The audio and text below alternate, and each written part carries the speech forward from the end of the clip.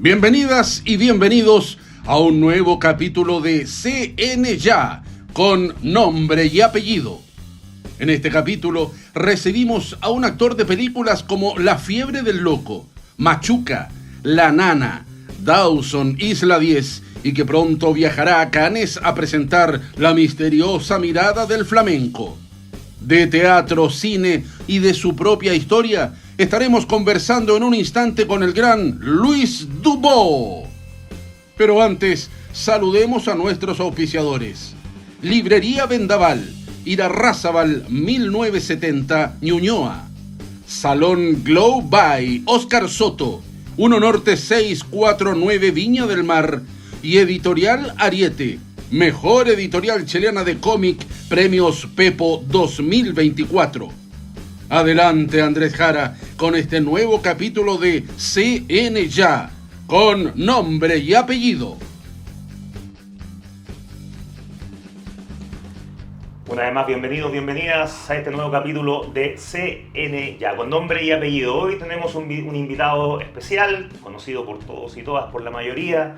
Vamos a ir a hacer un repaso por la vida de uno de los personajes más importantes de nuestro cine chileno, hay que decirlo, con nombre y apellido. Aquí está con nosotros, y bienvenido por supuesto Luis Dubó Alfaro. Bienvenido, Luis. Gracias por estar con nosotros acá. Encantado, pues. Gracias por la invitación. No, gracias a ti por decir inmediatamente, oye, no, vamos, gracias, ahí voy a estar. Gracias por la invitación. Llegaste alegando, pero aquí estamos. No, pero gracias a ti, gracias. No pase usted, ti, pero es bueno. Esa actitud se ha ido perdiendo. ¿Viste? ¿Cierto? No, y por eso esa bondad en el sentido de que no soy solo yo, eres tú. No, por eso, vaya adelante, pase. Por favor. Claro. No, y la gente se sorprende. Se sorprende, pero gratamente. Sí. Sí, fíjate que yo tengo un universo de gente joven, muy joven, y se sorprenden gratamente. Y de hecho lo instalamos en los talleres de actuación frente a cámara que hacemos. ¿Ya? Como que se instala y les gusta. Sí, porque es mucho más fácil vivir así. Sí, por supuesto. Finalmente una persona que incluso estaba con mucho estrés y te encuentras con él, es como que te pega el golpe. Claro. Ah, chuta, ya. Sí. Y se ubica, es como un golpe de bondad, un golpe de plenitud, un golpe de placentero. Hagamos entonces de esta entrevista también un golpe placentero. Muchas gracias entonces, Luis. Excelente esta introducción. Sí, porque acuérdate, ¿no?, que hubo una época, que fue la época bien crítica, que fue antes del estallido, que había ese grupo maravilloso de gente que se ponía un cartelito en la espalda y entonces uno abrazos gratis. Y yo con un compañero decíamos, nos detuvimos mucho tiempo y queríamos hacer un documental de esa situación. Como eso... como esas ideas que quedan ahí están guardadas. Pero como muchas más, ¿no? Como muchas más. Sí. Bueno, como cuando vino Tunic. A sacar las fotitos, ¿ah? Claro, todo el hueonaje en pelota ahí cagándose de frío. ¿Cómo lo viste tú ahí en esa época? ¿Era artístico para ti? No, pues fue muy estratégico porque justo cuando vino Tunic se echaron abajo, se hicieron leyes leoninas en torno al cobre. Se murieron varios proyectos que tenían que ver con temas valóricos. Y así, o sea, se le trajo a Tunic para llegar y poner una manta ahí, otras cositas, ¿no? Claro. Bueno, de eso vamos a hablar, pues de eso y mucho más, por supuesto. Vamos a contarle a la gente, bueno, tú eres muy conocido por la gente por nuestro país. También sabemos que tiene un alcance latinoamericano y también, por qué no decirlo, mundial. Pero para que también la gente lo conozca, ¿dónde naciste? ¿Dónde vienes tú? ¿De dónde sales Luis Dubó Alfaro? Yo nací en Chuquicamata. Mi padre era minero, trabajaba en la Anaconda Inch Company, que era una empresa norteamericana. Era un campamento minero en esa época. Venía recién avanzando la tecnología, entonces era un trabajo bien duro, bien fuerte. ¿Cómo fueron esos primeros años para ti entonces nacer ahí? No, nosotros yo nací en un campamento, el campamento Los Latas le decían, porque eran cubículos de lata. Imagínate en Chuquicamata, donde las temperaturas oscilan de 3 grados hasta a las 3 de la tarde podéis tener 30. Entonces los fríos son, o sea, se escarcha el agua, las noches son muy frías. Entonces era un lugar realmente con condiciones de vida muy precarias. Y de ahí pegaste un salto, fuiste avanzando, bueno, creciste ahí de una forma un poquito dura, ¿no? Por lo que... O sea, claro, hasta que llegó el Chicho y cambió, nacionalizó el cobre, subió la escala obrera y erradicó los campamentos obreros. Ahí vino un cambio también entonces que afectó directamente a tu familia. Ustedes. Totalmente, porque ahí no le dieron, o sea, pudieron postular a una vivienda, entonces nos cambiamos a Calama a una casa propia. Ahí cambió un poco tu vida, ¿no? Cambió totalmente. Y ahí comenzaron también un poco los temas de lo que tú querías hacer, realizar. Ya se habían salido algunos pincelazos, claro, un poquito de lo que te gustaba. No, en esa época que fue cuando ya me fui a Calama, porque ahí entré a un colegio donde estaba el profesor Villafaña, que era un artista titiritero de una familia muy tradicional de la Argentina, que son marioneteros y titiriteros que son del mundo de la ilusión. Y este profe venía de ese linaje y a su vez era profesor normalista. Entonces era un personaje maravilloso. Y entonces nos enseñaba historia, ponte tú, con títeres. Y ahí comenzó todo. Claro, y entonces yo fui presidente del Teatro de Títeres de ese colegio, que después fuimos bien reconocidos porque en ese tiempo se hacían campeonatos de titiriteros. Ya, a nivel nacional, a nivel regional. A nivel regional fuimos campeones. Mira. Entonces teníamos ya un prestigio y después empezamos a trabajar, fíjate. ¿Y ahí tú ahí más o menos qué edad tenías? Yo ya me ganaba mis lucas. Teniendo unos... ¿En qué curso más o menos? 8 años, 7, 8 años. Un niño ya, no claro, a los 8 años un adolescente. Tuve mi sueldo y mi hermana Amelita me debía esas lucas. Porque se compró un jeans amasado. ¿Con esa plata? Y otras cosas, pues sí, eran como, ¿Tú no tenías el valor del dinero ahí, de lo que significa? No, pues no me interesaba. Solo te interesaba entonces entrar en esta dinámica artística, ¿no? Claro, o sea, es que era muy entretenido porque fuimos construyendo capa sobre capa en un teatro que se transformó en realmente una cajita de ilusión, que era lo que el profe nos enseñaba. Entonces tirábamos humo, entonces ya fumábamos. Ah, ya, otra cosa. Tampoco era tanto tirar humo, era también pegarle su... Oye, no, pero lo tirábamos ahí. Entonces para hacer el efecto especial. Claro, teníamos unas linternitas. Le teníamos iluminación, sonido, viento, le tirábamos unos ventiladores. Eran unos verdaderos titirambos. Claro, o sea, estábamos haciendo sin saberlo una especie de stop motion. Claro. Mezclado porque no eran solo títeres, después ya empezaron a haber figuras. O sea, finalmente era una expresión artística total, 100%. Sin límite. Entonces, desde la idea, desde que nace, desde que hasta se realiza, las posibilidades que tienes para perfeccionarla, ¿no? Y paralelamente, todo este tiempo, tú hace un ratito hablabas, dijiste que les cambió la vida a ustedes, la familia, cuando llegó Salvador y el gobierno de Salvador Allende. ¿Y cómo también fue ese proceso que ustedes fueron viviendo, siendo niños, todos avanzando en temas artísticos, culturales, pero que también de golpe cambia la situación? ¿Cómo viviste? No, ahí echaron a mi taita y ahí comenzó la debacle total, que son los daños colaterales. Claro. Lo sufriste como familia de tú particularmente. Claro, pero de una manera muy para lo que aconteció en el entorno de mi padre, con mucha suerte, digamos. Hay un factor fortuna. En la vida existe la fortuna, la suerte. Así es como que, no sé, mi padre tenía como esa intuición. O sea, si él no tomaba un bus porque le tincaba que no, mejor se tomaba una malta, el bus chocaba. Y él estaba tomándose una malta. Futurista el hombre. No sé, tenía suerte. Yo en el pueblo, bueno, no sé, uno conoce al Black con suerte, Jerry Lane, un amigo que también, la rifa que jugaba se la ganaba. O sea, se ganó la Polla Gol. ¿Algo tenía? ¿También? También, 2 veces. Ya, no le fue tan mal entonces, ¿no? En algunos momentos. Claro, pero como le era así, por ejemplo, él decía que era su bendición y su maldición, porque se destrozaba, po. Ya.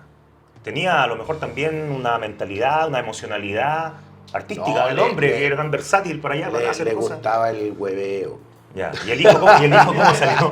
¿Y el hijo cómo salió el hijo? Después, creciendo, ya avancé un poquito más en tu vida, ya adolescente, ¿cómo fue No, pero cambiando? ese no era mi padre, ese era el papá, el que te digo, el que le gustaba el huevo, era el papá de este amigo que tenía Ya, suerte. ya, perfecto. Ya, ahí estamos entonces enrolando.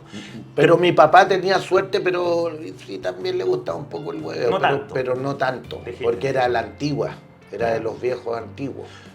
Fue avanzando esta época, ¿cierto? Tú fuiste creciendo, vino la dictadura claramente, y ¿cómo fue para ti toda esa adolescencia y empezar también a optar por lo que... Cambio, por tu pues, carrera? ahí nos vinimos, o sea, mi taita, el Anacleto, se vino a buscar pega en Ventana, A Santiago. en Quintero, En Quintero, ya. claro. Como estaba la fundición y un jefe directo de él se había trasladado justo antes del golpe, entonces pasó el golpe, lo despidieron, lo echaron de Chucky y ahí quedó el viejo rebotando. Y estaba este amigo que trabajaba en Ventana, entonces le ofreció pega, pero el primero entró de carretillero, porque estaban construyendo la chimenea de Enami. Perfecto. ¿Y ese cambio para ti Entró también? como de ¿Cómo? carretillero y nosotros nos quedamos en Calama esperando El llamado. el llamado. Y además lo echaron sin año de servicio, sin nada. Entonces ahí vivimos ese 73, 74, como un año, 2 años más o menos de mucha incerteza, porque también no sabíamos si los habían perseguido, porque muchos del entorno habían sido desaparecidos. ¿Vivieron de cerca ustedes también esa parte? Claro. De hecho, el profe Villafaña está, al parecer, porque tampoco está muy claro, dentro de la lista de las personas que no están con nosotros, están desaparecidos Bueno. por ese proceso. Un proceso bueno que para ti también cambió, adolescencia, llega tu adolescencia. ¿En qué momento decides ya voy a estudiar teatro, voy a dirigir, voy a hacer esto? No, eso fue producto, yo creo que de el mundo creativo, que siempre Que te seguía ahí del colegio. ya siempre estaba presente la manera de generar como un mundo paralelo, yo creo, ¿no? Que es como una resistencia, tal vez. El mundo de la imaginación es probable tocarlo, pero tenéis que impulsarlo, tenéis que saber cómo articular es como saber ordenar el circo, como decía el Caluga. Oye, ¿y ordenaste el circo? ¿Entraste a la escuela de teatro? No, todavía ¿o no, todavía el circo está, el león ya no existe. Entonces el circo sigue igual, pues los payasos ahí comandan. Oye, Yo soy solo una nave. Oye, bueno, harto que conversar y seguir conversando, pero también nosotros en este programa CN ya tenemos nuestros auspiciadores. En este caso tenemos algo que contarle a través del siguiente corte. ¿Cómo están, queridos lectores y lectores de CN Ya? El libro que les quiero recomendar hoy es este libro escrito por Marcelo Simonetti y Joan Escármeta, Tu voz existe. Un libro que habla sobre la vida de Pedro Lemebel a través de diferentes testimonios, relatos, experiencias, diarios de vida también del escritor, donde se va contando gran parte de su historia, sus experiencias personales y de cómo este gran escritor chileno cambió la forma de ver la diferencia, la diversidad, como actor político a través de las yeguas del apocalipsis y toda su gran experiencia, por decirlo de alguna manera, como un actor político también dentro de nuestra sociedad, el gran Pedro Lemebel. Así que un libro 100% recomendado, un libro que salió hace poco, está reciente, así que lo recomiendo para que lo lean a todos aquellos que les gusta Pedro Lemebel y a aquellos que no les gusta Pedro Lemebel también para que se interioricen en la vida de este gran artista, escritor chileno, Pedro Lemebel.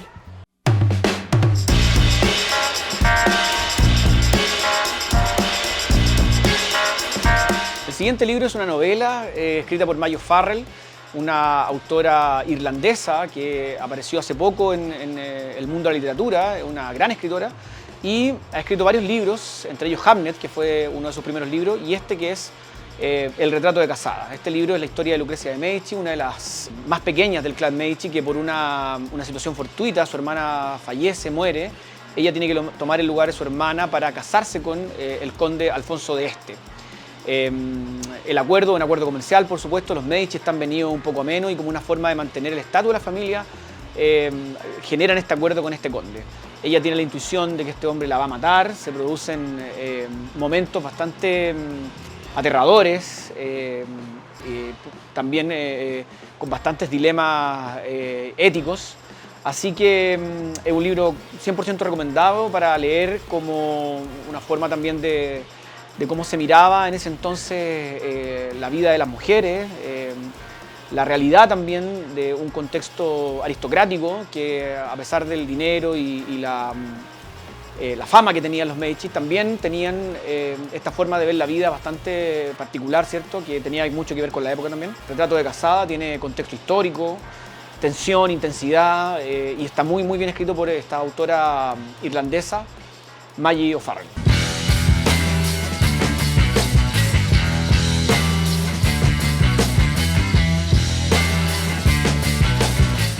Bueno, esas fueron las reseñas del día de hoy. Me despido, los dejo invitados a Librería Vendaval, que está ubicada en Irarrázaval 1970. Acá abajo pueden encontrar nuestras redes sociales, nuestra página web www.librería Vendaval. Así que quedan cordialmente invitados. Aquí también, ¿cierto?, podrán encontrar un cafecito y algunas cositas para compartir. Así que sean todos bienvenidos y bienvenidas.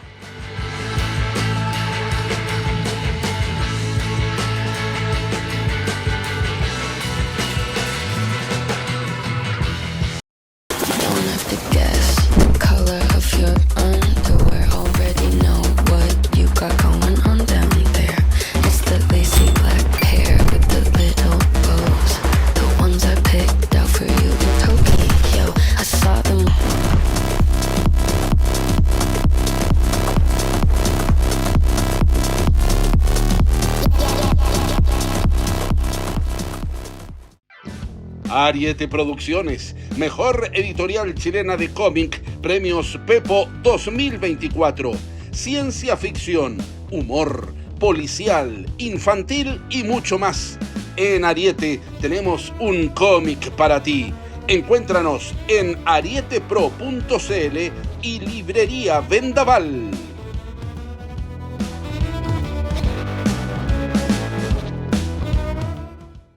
Hace calor, ¿eh? Hace calor. Oye, seguimos acá en este programa de CN Ya, volviendo a la entrevista con nuestro actor nacional Luis Dubó. Empezamos tus primeros años, vámonos ahí ya a tus 18 años, 20 años. Es que buena porque ahí ¿Cómo fue esa etapa? Mira, la historia corre por dos vertientes. Una es que mi amigo el Mono Pinto, el Hugo Pinto y el David Pino habían vivido en Santiago y habían estudiado, ponte tú, el David era de Las Tarrias y el Mono parece que era de la Munátegui. Entonces ellos habían tenido talleres de teatro acá en Santiago. Y luego se radicaron en Quintero y yo siempre viví en Quintero. Me formé en el B14, el Liceo B14 de Quintero. Y entonces ellos llegaron a Quintero a vivir y me pillaron justo en un verano cuando yo había sido parte de la barra del Club Deportivo Quintero Unido. Entonces armamos una barra nosotros y para juntar recursos y acompañar al equipo hacíamos eventos. Quintero Unido, que fue parte del fútbol profesional chileno, dicho sea de paso. Sí, pues llegó a segunda división. Y entonces formamos el grupo La Barra y hacíamos espectáculos en la noche para juntar las lucas y pagar los buses para acompañar al equipo. Para acompañar al equipo, pero muy bien acompañado.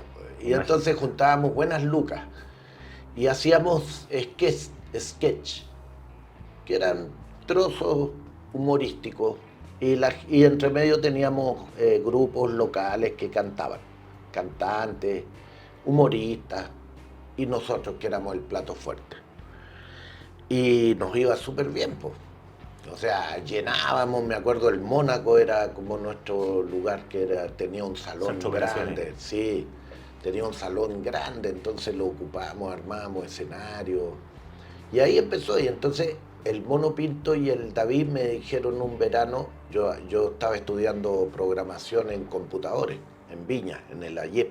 Ah, mira. Estaba egresando, de hecho, ese año. Y me dijeron, oye, tenemos esta obra, queremos hacerla, son 3 personajes. Y queremos que tú hagas el protagónico. ¿Será posible? Y yo, o sea, lo único que había visto de teatro hicieron una adaptación de Sueño de una noche de verano en el taller de teatro del liceo, que dirigía la chica Betty, y les quedó aburrido, yo me quedé dormido. Ya, esa fue tu experiencia. Claro, es lo único que sabía del teatro. Ya. E hicimos la obra. Ya le dijiste, vamos, Vamos, ya. juguemos. Y entonces ensayamos un mes de corrido, así obsesivamente, y estrenamos en febrero de ese año. Y también con mucho éxito, o sea, era un panorama, era muy raro, porque era ¿Pero le fue bien? No, iba súper bien, pues era una obra muy compleja, de un autor argentino, de Dalmiro Sáenz, que es un autor que no solo escribe, es un hombre muy, muy especial. Yo diría que es como una especie de Jodorowsky perfecto, Ya. sin chamullo.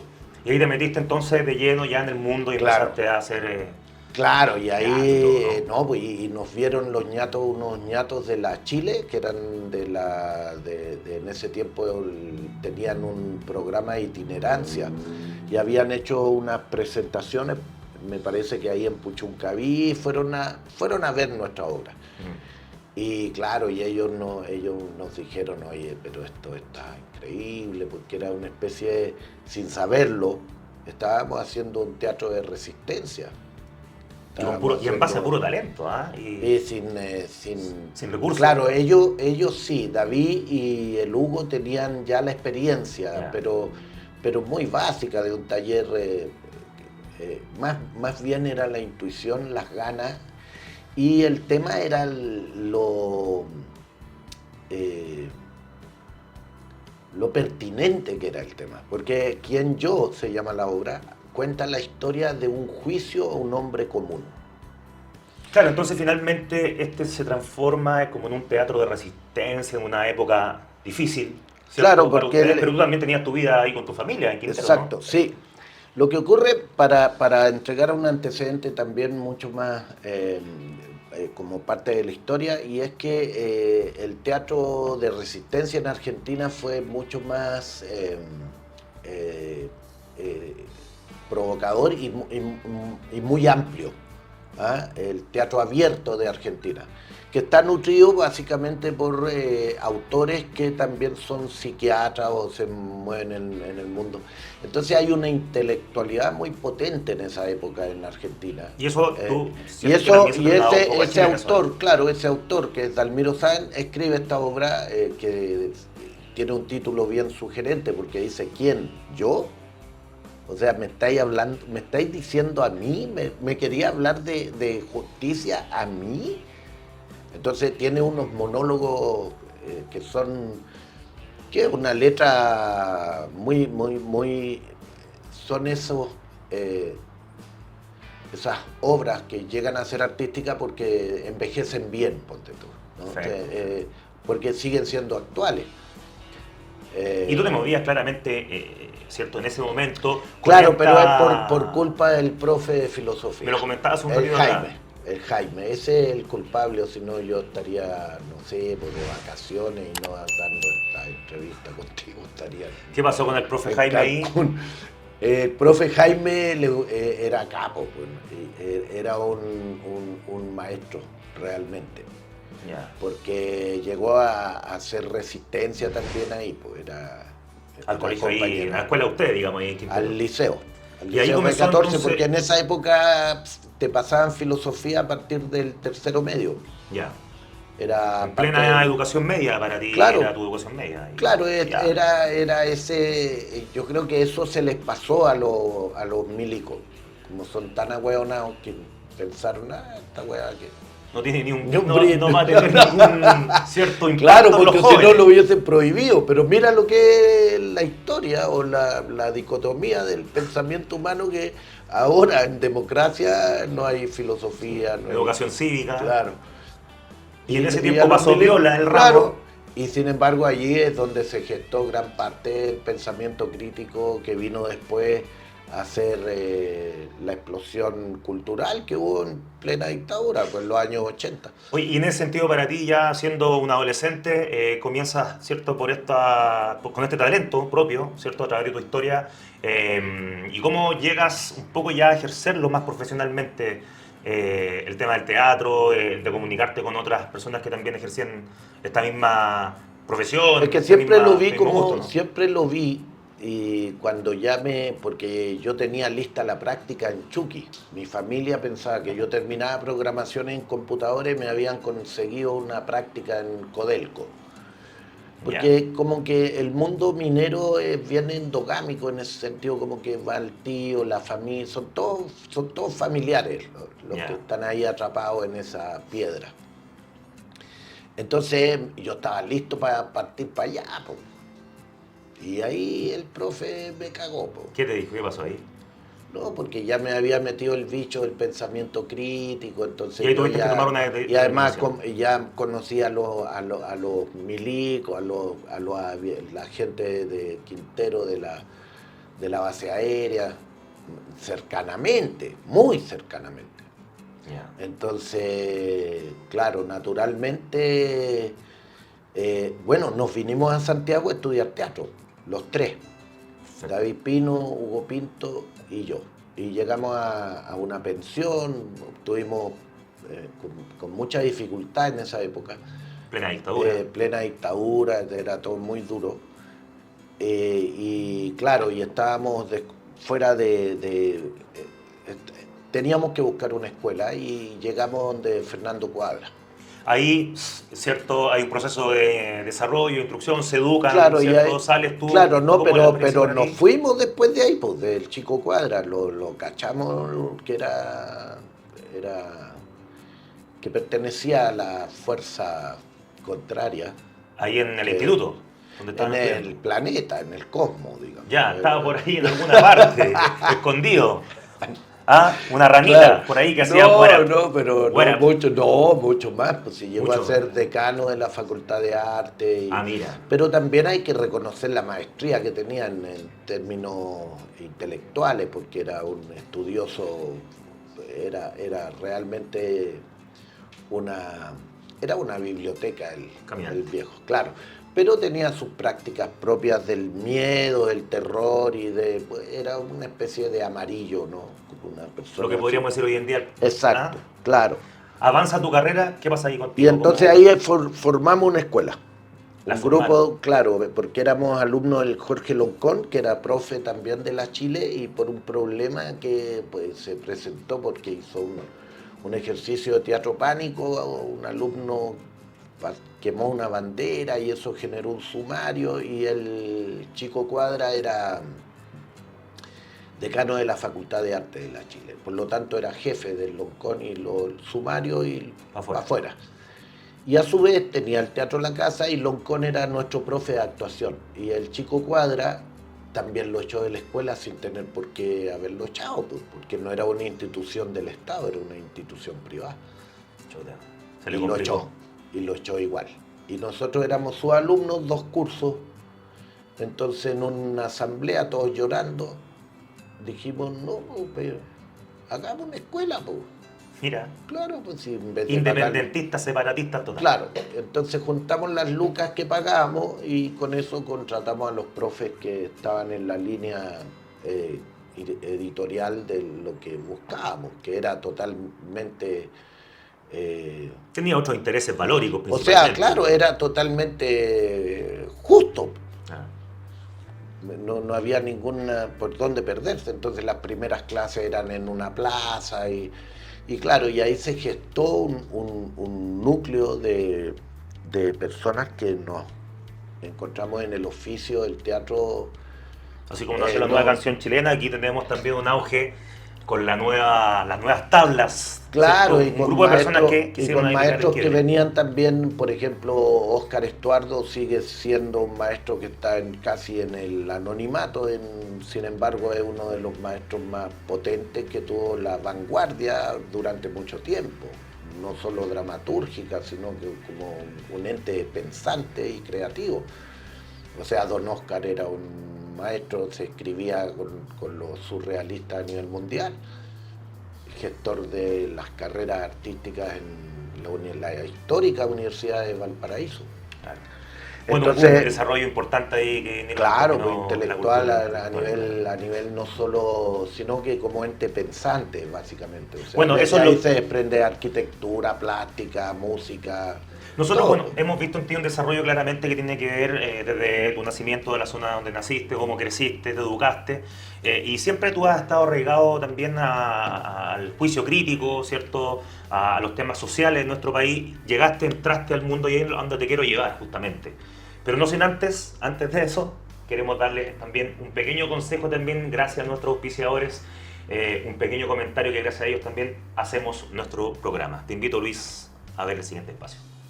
Don't have to guess the color of your underwear. Already know what you got going on down there. It's the lacy black hair with the little bows. The ones I picked out for you in Tokyo. I saw them.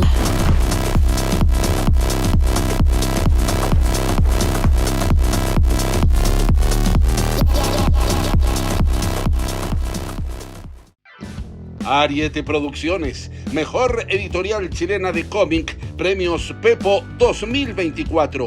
Ciencia ficción, humor, policial, infantil y mucho más.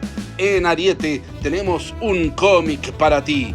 Encuéntranos en arietepro.cl y Librería Vendaval.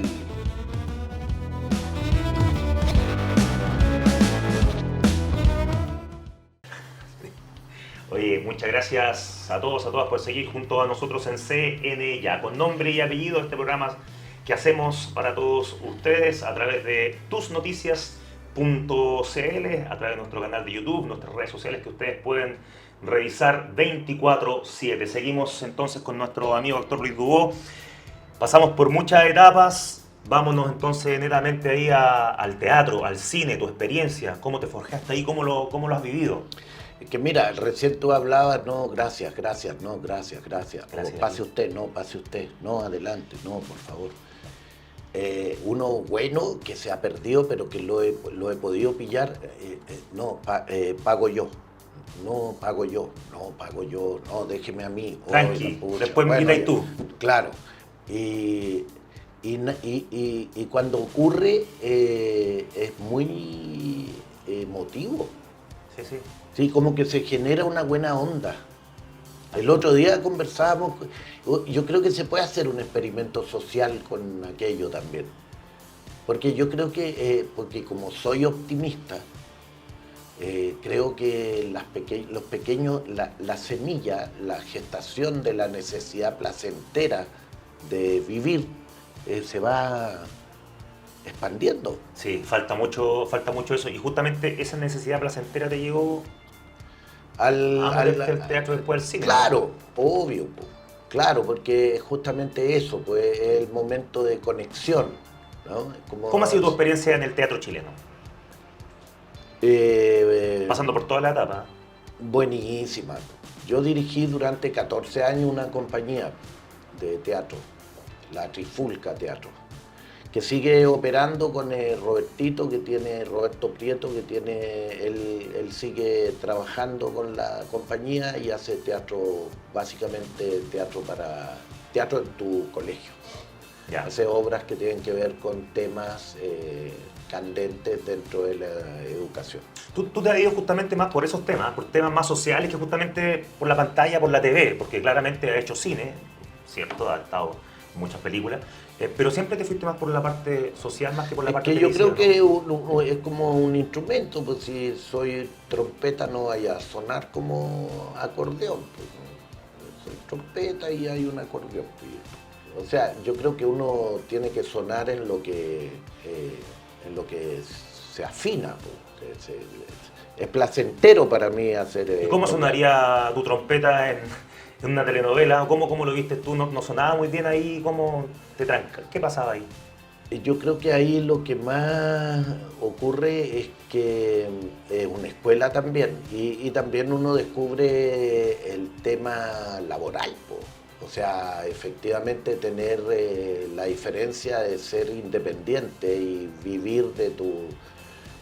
En esa época, ponte tú, yo antes de entrar a la teleserie vivíamos de hacer teatro callejero, teatro en colegio, teatro educacional y siempre la pata metida yo trabajaba con el Rodrigo Marqueta, entonces ya en esa época andábamos digamos incómodos con lo que había, entonces nos enfrentábamos, hacíamos teatro, hacíamos, ponte tú, un ejercicio hermoso, hicimos Altazor, en una puesta en escena con música en vivo. Entonces, Marquete era un tipo muy que era muy propio de la época en donde nos juntábamos. O sea, la gente de danza, la gente de música, la gente de plástica, los diseñadores. Se vivía de otra forma, entonces, como hoy en día finalmente vemos. Claro, y además tenían menos recursos, pues, tenían que inventar. Con mucho menos. Claro, entonces, como yo venía de la caja mágica del profe, que hacíamos ese teatro increíble, claro, yo con el teatro podía hacer volar una bala, un cuchillo, también una bala. Y la tele no. Y claro, entonces, en nuestra obra, que era La abrupta y dolorosa muerte del canalla Juan Lillo, era una obra resistente, porque me acuerdo una vez la hicimos en el patio de la USACH y eran, no sé, pues yo creo que era como un caupolicanazo y nosotros estábamos ahí en el patio central y estaban todo el marco de público, era una obra muy resistente. Así viviste, bueno... Y entonces, esa época, ¿no? claro, entonces era mezcla de necesidad, o sea, era un oficio por el cual me permitía, porque fui papá muy joven, pues. Entonces teníamos que parar la olla. Ahí estaba en pleno proceso Claro. actoral, haciendo Y ciertas formándome obras, a su vez estudiando, estudiando. ¿Cuántos años tenía cuando hiciste papá? a los 21. 21. Ya. Claro, y egresé a los 21, a los 23. Perfecto. ¿Cómo se dio tu salto? ¿Cómo viviste un salto, cierto, de pasar de las tablas, hacer esto, tener que pasar por la televisión?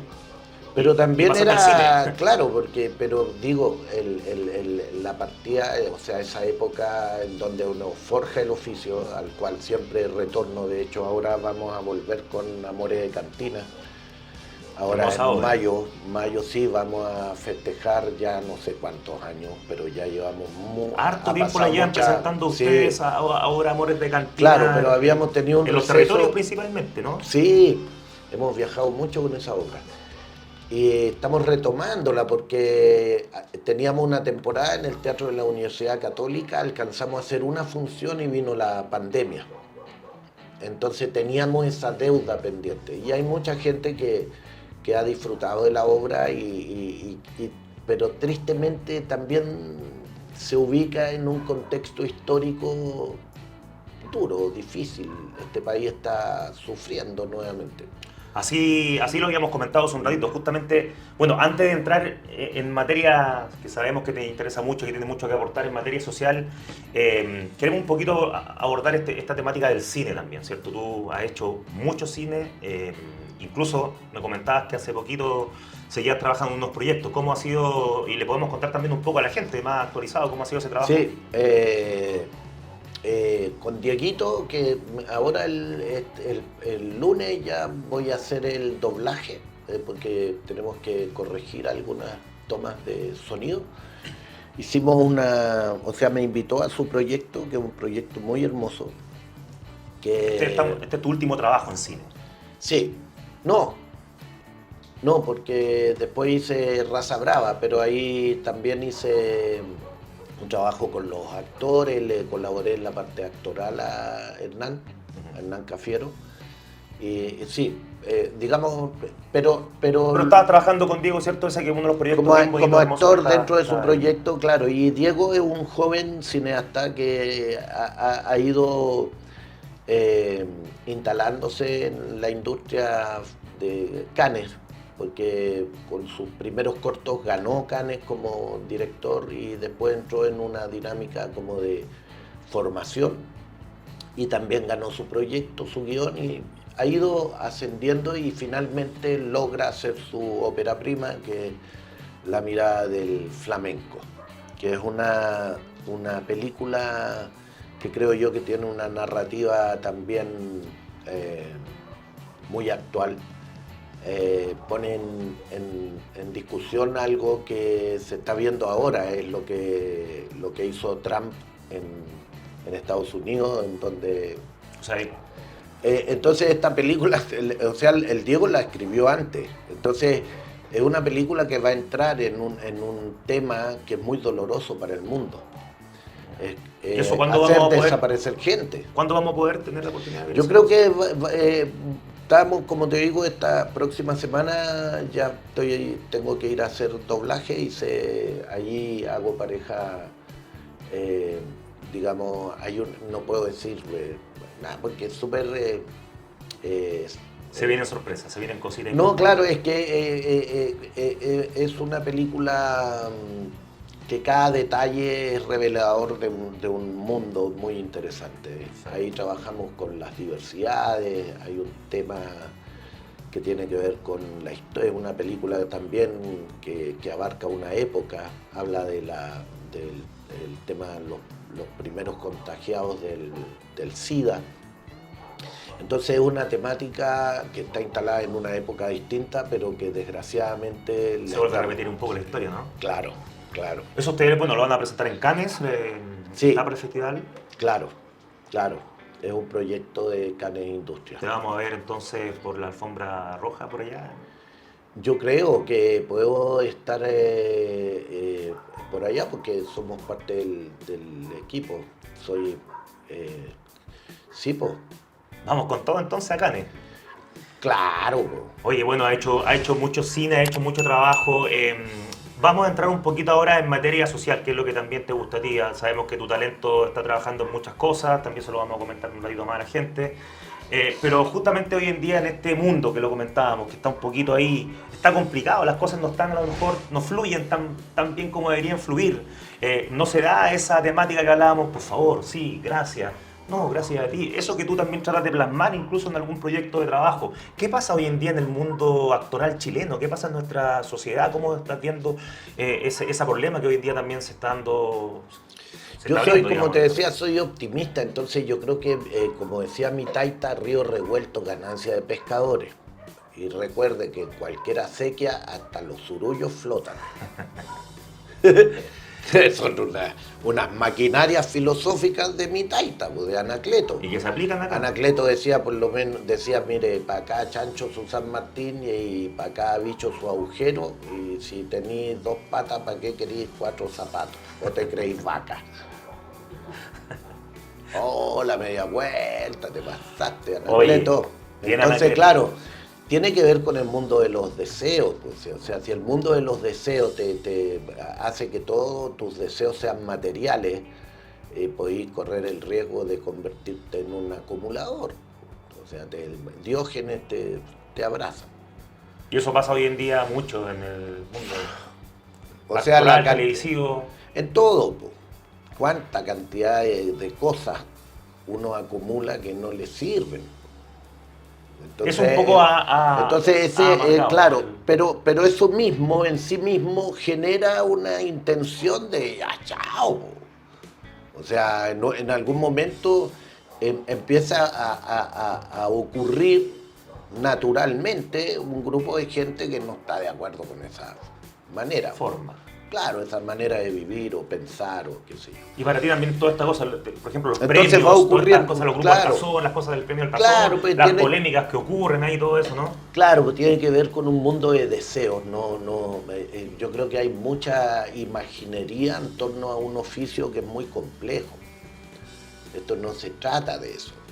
No tiene nada que ver con eso. es otra cosa. Pero se habla mucho de eso. Y ahí, y finalmente, Claro, y pero lamentablemente eso, lo que mira, destaca, ¿no? estamos ya, se habla mucho de eso. Se habla. Claro, Mucho el eso. cagüineo, mucho el convencer. No, pero claro, pero todo eso es justamente lo que no sirve. No tiene la util, no es, ese no es el tema. El tema es la precarización de nuestro trabajo, el tema es el acceso de la gente a poder disfrutar del ocio. El tema es de volver a retomar las calles y hacer poesía en las micros. Y volver a cantar aunque lo prohíban en grupo. No cantar solo en un estudio. ¿Cómo está, en ese mismo contexto, ¿Cachai? entonces para ti, cómo está el nivel cultural hoy en día en Chile? Está explotando, porque es natural. Si te apretan tanto, por algún lado escurrís, si tan ahueonados no somos. Claro.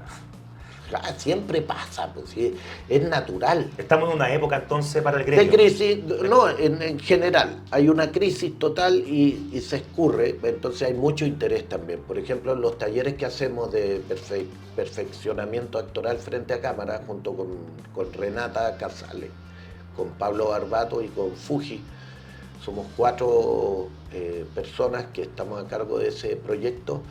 Nos damos cuenta, hay mucha gente que está resistiéndose a esa forma de relacionarse con la actividad. Mucha. De hecho, las grandes producciones han tenido que forjar protocolos de conducta, protocolos de comportamiento, protocolos que... O sea, ya hay protocolo para todo, para Claro, algo que debería ser 100% claro. profesional innato, ¿no? En tu comportamiento. No, pero no profesional, sino que dueño del oficio, ¿me entiendes? O Claro, sea, claro, no claro. sé, en cualquier oficio, si vaya a trabajar en una carnicería y no soy cuidadoso y te vaya a refalar o te vaya a cortar los dedos o te vaya a Claro, refalar. no tiene y que ver te- con el estudio, básicamente. Claro, o sea, es como cómo te si vaya a dispones ir a tú. pescar o si eres buzo, tenés que ser cuidadoso, como cualquier cosa. Se ha perdido el cuidado entonces en el gremio. se ha Claro, perdido el cuidado en la claro, a todo nivel. Entonces la ergonómica, la proxémica, el hombre en la calle, es como ver, yo siempre me da risa que un gesto, así como decía Raúl Ruiz, esa señora que corre y el metro está a punto de cerrar las puertas, se baja corriendo de la escalera, arriesgando la vida, porque es una señora, una veterana, y baja y la puerta se está cerrando y cuando se cierra la puerta, la señora se ríe. Y yo me pregunto, ¿de qué se ríe? Mira, ¿Por qué puede ser gracioso ese intento suicida que no lleva a ninguna parte? bueno, ese aspecto bien crítico justamente. Pero si uno se fija, todas las personas Bien que profundo, corren ¿no? se ríen. Y corren como tiesos. Entonces hay un... ¿Qué está pasando entonces? O cuando, Hay un- en el metro el tipo te enchufa el Codo. codo porque está viendo en el celular una estupidez.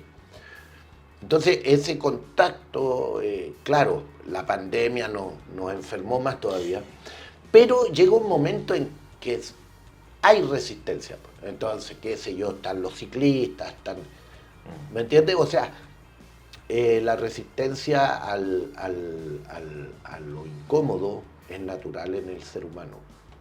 Esa incomodidad claramente, bueno, ha sido un poco alimentada por diferentes factores. Hace un poquito rato atrás hablábamos sobre algunos de esos factores, de la señora Juanita, que estamos inmersos hoy en día en una sociedad donde finalmente todo lo que nos entregan es, ¿cierto? Por ejemplo, en los La- centros culturales, yo te la cuento, tele, claro, la toda esa estupidez que radio, entrega este mensaje.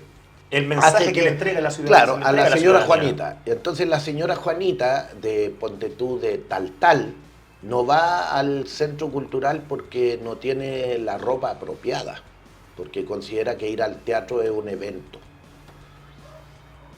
Entonces la señora Juanita no va al centro cultural que se construyó allí porque no tiene ropa. Partiendo por ahí. Claro, ¿cómo? No, yo no voy, ¿cómo voy? No tengo que ponerme. O sea, hay un O propio cuando tema dice, cultural para la no, cultura. me voy a arreglar porque tengo que ir al... No, pues sí. Lo que debiera hacer el gremio es visitar a la señora Juanita. Vamos para allá, pues. Y no es necesario una alfombra roja. Es necesario enrollar la alfombra, como se hacía antes en el living, sacarla para el antejardín y bailar twist. En el parqué. O rock and roll o cumbia. Ya. Y unas buenas cuecas de repente. No entregan... bueno, Entonces sí. no tiene nada que ver, po. Porque... Pero la señora Juanita está todo el día mirando otras cosas. ¿Cómo? No, pero la señora Juanita también los ve, pues. Y también, uy, qué linda esta chiquilla, mira el vestido, qué lindo. Entonces es una situación propia de digamos, se establece una crisis, ¿me entiendes? Y hay mucha gente que se resiste a ella. Ahora... Así como también muchos seguidores, pero también genera... Y eso en el fondo, no sé, pues, contracultura, dicen, que puede llamarse. Y para ti hoy en día la contracultura, bueno, lo hablábamos, está directamente enfocada en la tipo de información y en cómo entregan la información en general los ciudadanos, la televisión particularmente, donde vemos que hoy en día desde las 7 de la mañana hasta las 12 de la noche... Claro, pero ese loop ya agota también, po. También se genera un morbo, también hay una resistencia. Y de ahí hay también, por ejemplo, la gestación de los compañeros que trabajan en la música urbana. De allí, obviamente, también hay exponentes que van cautivando audiencias desde un juicio crítico, desde una poética mucho más rebelde. Como, no sé, pues Pablito Chile, ¿cachai? Yo tuve la experiencia de trabajar con él en un video y también de conocer en vivo la expresión, o sea, un Movistar repleto, con un rango etario de jóvenes adolescentes hasta adultos mayores, con sus familias viéndolo. Entonces esa dimensión es reconocida por los que le conocen y mucha parte de este otro mundo se pierde esa posibilidad, porque también somos parte del problema. Si en el fondo vivimos todos acá, po. Claro. Es como decía el poeta, ¿no? Que se van, como Coco Legrand decía que se iban cambiando y ya los hueones no tienen dónde arrancar ya. ¿A dónde más se van a ir? Claro. Y van Se han ido para inventando, todos weas. lados, y Claro, pero van cada vez más, claro. Se van corriendo, pero ya después van llegando. Pero claro, pero los hijos, las ovejas negras, claro, vienen y muchos de ellos estudian arte o son... Y ahí se va generando esta otra simbiosis, pues sí, es natural, pues. Oye, bueno, y también tiene que ver mucho con que nuestra clase política tampoco aporta mucho ¿cierto? Hablamos Es que sobre la claro, experiencia que que yo pasa en creo que- Argentina hoy en día con Milei. ¿Qué está pasando? ¿Cómo lo ves tú también? ¿Qué está pasando acá? ¿Hay crisis en términos culturales? Siendo que pensábamos que a lo mejor en un momento podríamos tener mejor nivel cultural con un gobierno más progresista, por ejemplo, el nivel de cultura que llega a nuestras sociedades, cómo nuestro gobierno inyectan claro, pero cultura a nuestra ciudadanía. Sí, pero yo creo que son procesos largos porque el sistema educacional tiene una crisis histórica y desde ahí no salimos. Entonces la renovación de pensamiento crítico es muy difícil. El joven recién egresado de cualquier carrera está enfrentado a un mercado laboral escaso, difícil, competitivo y mal pagado desde la partida. Entonces es muy difícil la renovación de los ejes de mando en un sistema ya que corre de manera sin ningún control, digamos. Entonces la ambición de un avaro no se va a concluir jamás. O sea, eso lo escribió Molière. El avaro no es imposible porque no se le va a quitar. Y tampoco se va a sentir pleno, jamás, porque un avaro no concluye.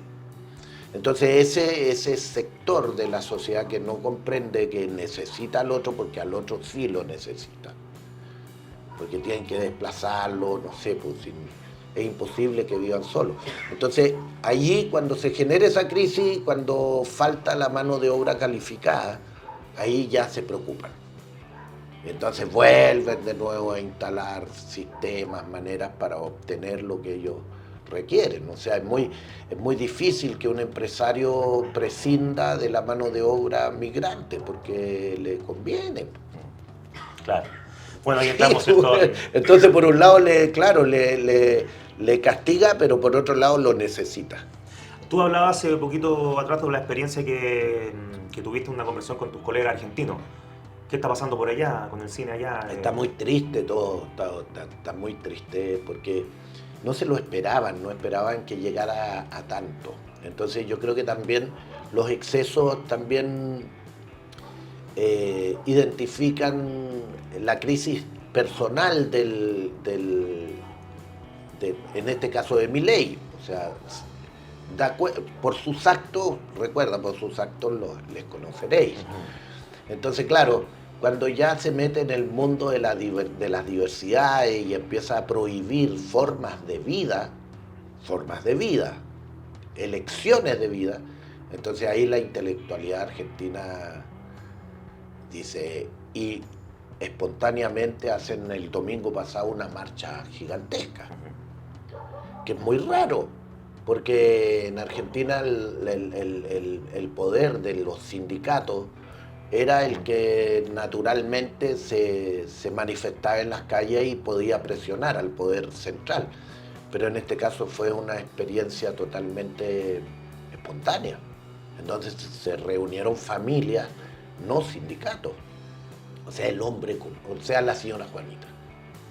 O sea, con un recorte tan importante, claro, en términos culturales, sobre todo al cine que le hacen en Argentina. No, claro, pero todo lo demás es esperable, pero todo eso es esperable, porque esa gente no entiende las expresiones, lo que no existe no lo entienden. Ahora bajo tu mirada. Él mismo lo ha dicho. Ahora bajo tu mirada, lo que puede pasar en Argentina, ¿puede pasar aquí en Chile? Sí, pues, totalmente. ¿Y cómo lo ves? Lo veo muy cercano y creciendo. Pero yo creo que es esperable, porque obviamente tienes una masa de gente que está totalmente colapsada. Y claro, y como van siempre adelante, porque para eso tienen plata, se reúnen y pagan servicios, claro, han generado una crisis que se aleje de todo lo valórico. ¿Y tiene sentido para ti? ti? Antiguamente eso era el buen vivir, po. ¿Y Chile hoy en día tiene buen vivir? No, po, para nada. Entonces, claro, esa incomodidad es como ir de visita y que no te quieran. Sí, es incómodo. ¿Qué así te vas, po? ¿Eso es lo que te sientes tú a veces acá en el gremio? ¿Te pasa eso en el gremio, no? No, porque es muy difícil, pues llevo tantos años que los conozco desde distintas perspectivas. Es como que aquí no vengan con papá, sí, claro, hay experiencia. Claro, no, o sea, digo, no, es que nunca por eso digo, por eso uno es más bien, está relacionado con utopías, pues, con deseos, con sueños imposibles. Pues. Sí, entonces en ese viaje que así mejoráis, lo pasáis bien también y disfrutáis, o sea, te vais por el mundo de los placeres. Sí, es mejor que irse lo por ahí. placentero, que lo displacentero. Pero, o sea, yo prefiero conversar a discutir. Claro. Ahora puedo discutir, pero prefiero conversar. Conversemos, sigamos conversando entonces con Luis Dubó. Ya vamos a entrar a nuestra última sección. Recuerden que usted nos puede visitar en nuestro programa a través del portal www.tusnoticias.cl, también a través del canal de YouTube, donde puede ver completito los capítulos de CN Ya con nombre y apellido. Vamos con el último corte comercial, gracias a nuestros auspiciadores, por supuesto, y seguimos en el último tramo para conversar con Luis Dubó.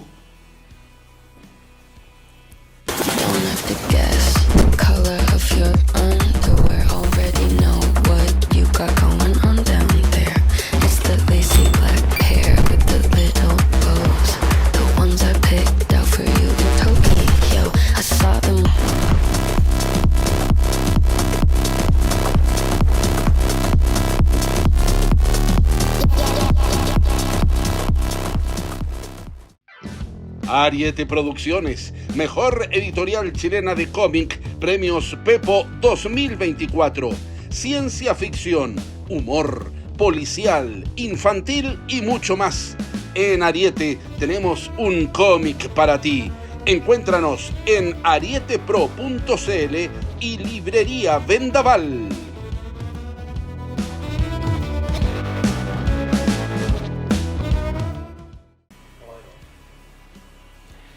Seguimos nuevamente, muchas gracias por seguir junto a nosotros.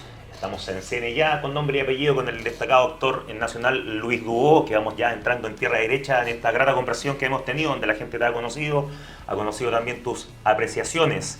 Tenemos un espacio también que nosotros dedicamos justamente no solamente para tener un pensamiento crítico, sino que también para decir las cosas como son y con nombre y apellido, sin ocultarse, sin decir siempre las cosas con respeto se dicen. En ese sentido, Luis, ¿qué le dirías, por ejemplo, actualmente hoy en día, dentro de tu rubro, a la ministra de Cultura? Le diría que hay un problema en la panadería, porque se está pidiendo mucha marraqueta y se está vendiendo pura ayuya. Entonces está faltando manteca, están faltando insumos y organización para poder surtir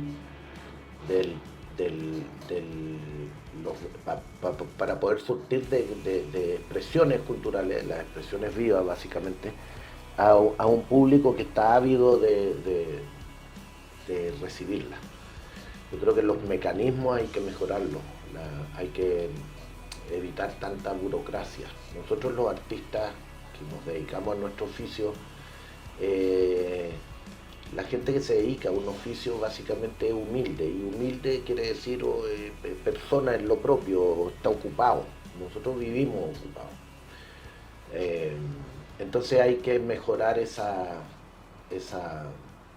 distancia para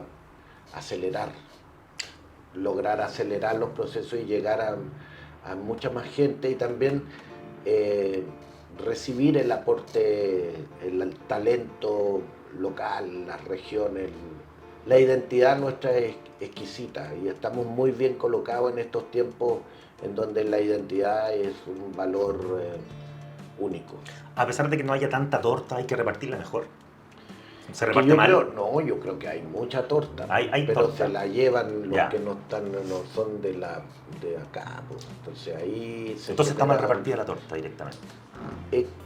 que claro, o sea, que yo creo que está mal hecha la torta. Es como cuando mi profe Villafaña me explicó la inflación. Me dijo, tú puedes, al pan le puedes echar mucha levadura. Entonces vas a poder hacer muchos panes. Pero ninguno de esos panes te va a hacer bien, porque es malo, te va a hacer... Entonces es lo mismo. Tiene que ver con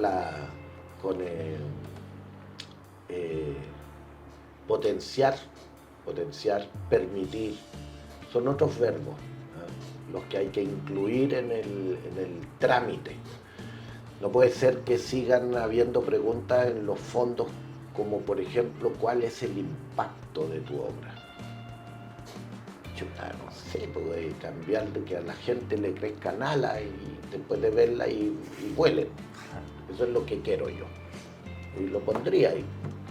Entonces, hay una burocracia que detiene la velocidad propia de las expresiones más espontáneas. Y eso también ocurre. Dentro de un organismo que, recordemos, pasó de ser un consejo a un ministerio que tendría que abarcar cierto... Claro, pero tenemos amplio margen. un problema estructural, o sea, el porcentaje que se otorga para el desarrollo de las artes ¿Y qué ha pasado? el patrimonio es mínimo, porque se esperaba que con la reforma tributaria ingresara más recursos a las arcas fiscales para poder mejorar el presupuesto para cultura, y no fue así. O sea, claro, evidentemente estamos frente a un problema estructural.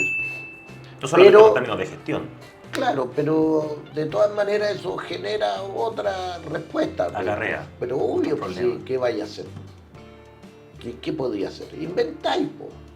Si no te vaya a cambiar de pega. O sea, a mí no me da para hacer otra cosa, aunque puedo. Pero claro, la respuesta siempre va a ser dentro de lo que uno Porque si estáis desesperados, te subís a una micro y así poemas y la gente te va a tus monedas. Entonces, ¿me entiendes? La respuesta frente a la crisis que es estructural, institucional, también es natural.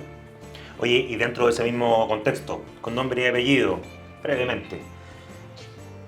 Es una respuesta que incomoda un poquito, pero todos sabemos que por ahí lo tenemos. ¿Qué le dirías tú con nombre y apellido a tus enemigos? Que gracias a ellos voy aprendiendo. Así que les agradezco. Siempre dando gracias.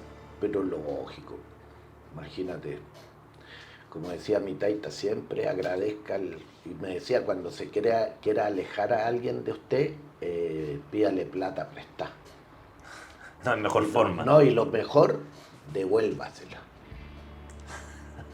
Pero después que trille, Ya.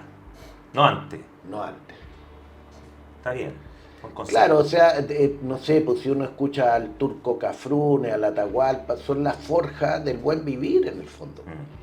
Y tú, dentro de ese, cuando te lo conversamos, ¿has sentido mala onda? ¿Has sentido mucha mala onda a veces del otro hacia ti? Sí, pues, pero han sido derrotados, en el fondo han terminado abrazándome.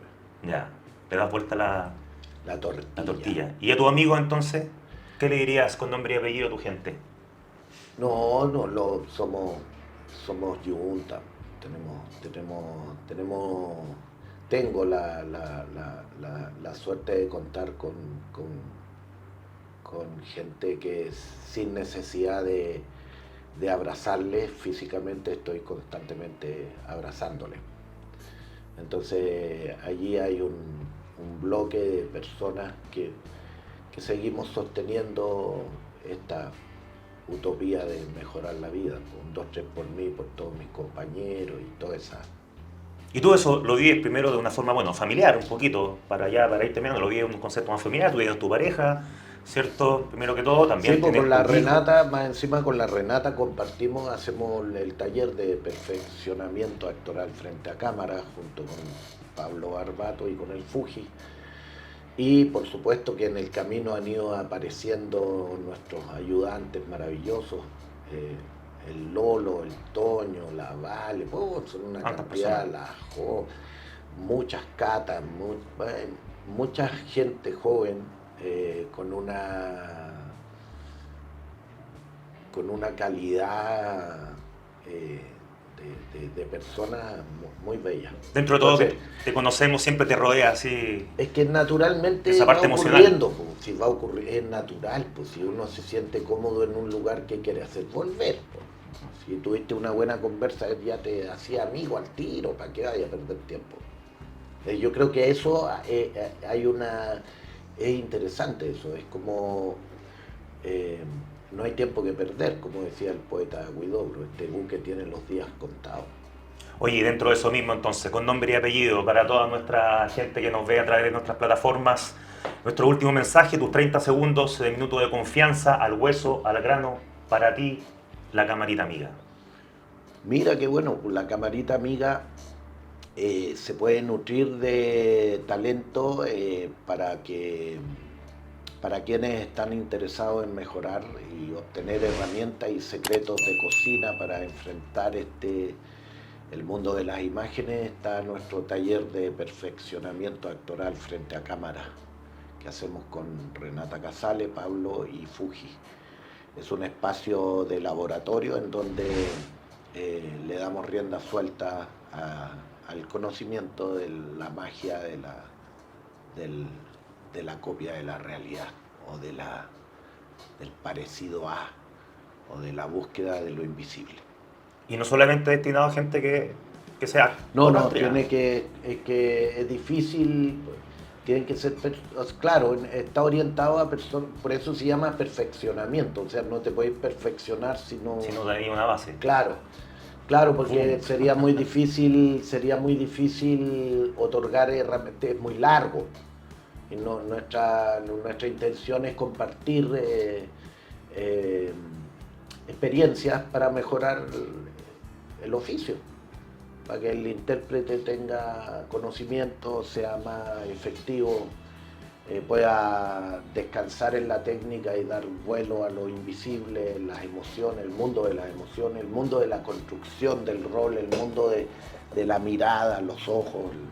Es un laboratorio en el cual también yo también actúo cuando me toca.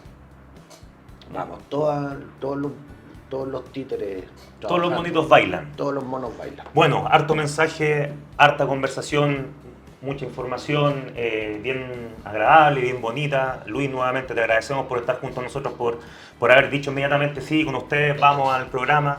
Así que esperamos que también haya sido del agrado de toda nuestra gente. Les recordamos también que este programa, por supuesto, ustedes lo pueden seguir viendo cuantas veces quieran en nuestro canal de YouTube, en www.tusnoticias.cl, en nuestras redes sociales que nos siguen y nos seguirán acompañando. Muchas gracias entonces, nos despedimos. Encantado, pues. Con nombre y apellido, tusnoticias.cl. Seguimos en contacto, maestro. Encantado, pues. Nos veremos.